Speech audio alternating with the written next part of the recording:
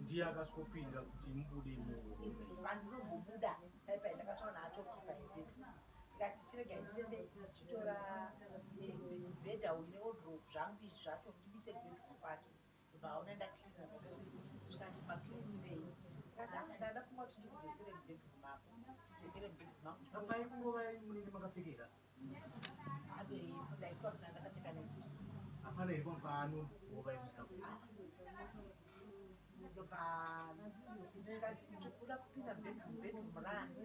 hauna imba panapa angane chimwe changa kabanaso saka ndakambomira zvezvo kuti pamwe veigara ndakamutarisa chanyara ndobaatondokasvikazi wodatira zvivindi ofira mahara ndopandakabuda akanga ari masikati ndoba ndabuda ndakatiza ndaenda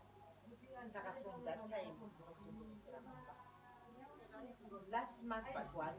ndoba ndaenda indinamesha depositive ndaenda kutora mapiritsi angu mumwedzi saka ndobva ndadzoka ndasvikira mba kwamwana wanzvadzi yangu ndakati ina handisikuda kusvika kumba uku muroora wangu ndopakangoti tetaihorit handi kuchechi butaenda kuchechi kwefm taakuenda kuchechi taenda kuchechi kwekumba ndangoti let me pass through mboni vandasvika kwana mumba kuti kana nditi panze kana nditi pai ndopa muroora wangu taenda kumba tikati atete madii kuti titende tinotsvaira mumba kati aina handidi zvekuenda ikoko pataenda bva ndanotsvaira kumba koko after an hour tabva kutsvaira imba yaendo baadzoka chikanzi iwe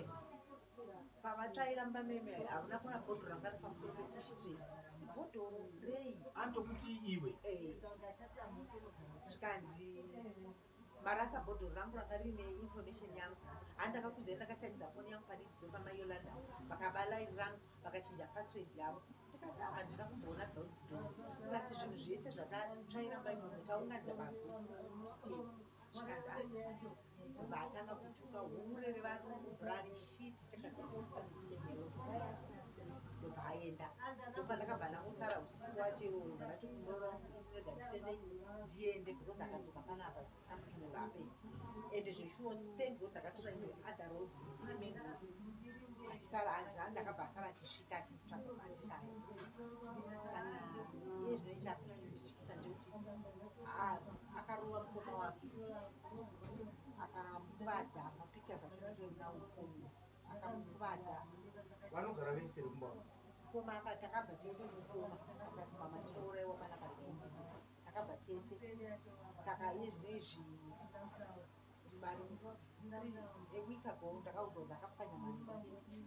mahwindo epanext door ipo pacho paacho ndakabirwa line rangu ndakabirwa akapfanya mahwindo epanext door hanzi vanhu ndobva vatozokubatirana amurova zvekurova zvezvi saka mukoma wacho ari kuuya handisi kuziva kuti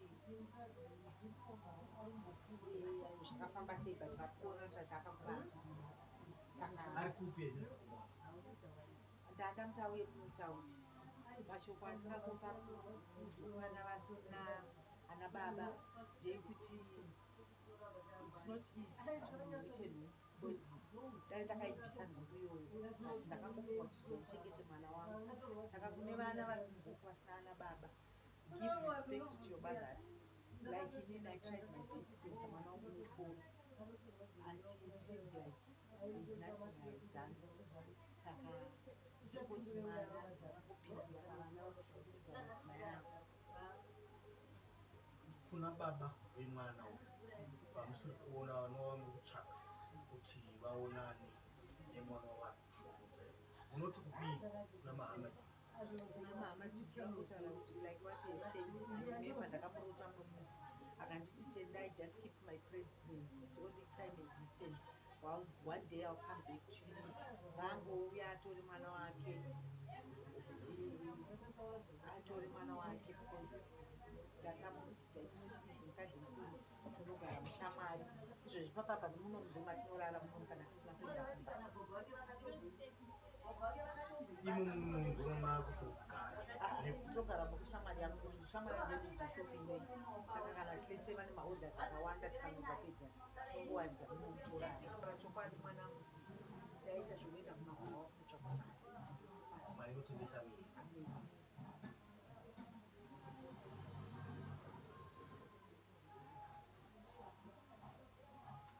inyaya iri pachena yekuti pamakaita family pemwana uyu makanga muri pakutsvaga mari nenyaya yekutengesa miri. Saka tingati here vana vese vari vana makavaita muri mubasa iroro rekutengesa miri.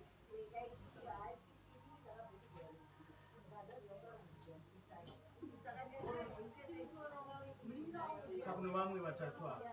vanoziva rana baba vavo kana kuti dambudziko nevatatu ava vanoziva nababa vavo. Muchibasa ichocho chataita ichocho ndakazosangana neimwe murungu wandandakugara naye akataura kuti ndandakugara panokwedzi ndobva ndamutorerwa nemuzukuru wangu my firstborn yake wandaigara naye. Akazonditorerawo murume zvinova zvinhu zvinondirwadza kuti Mwari ndakanda kunoti ndazororo ndowanomuchengeta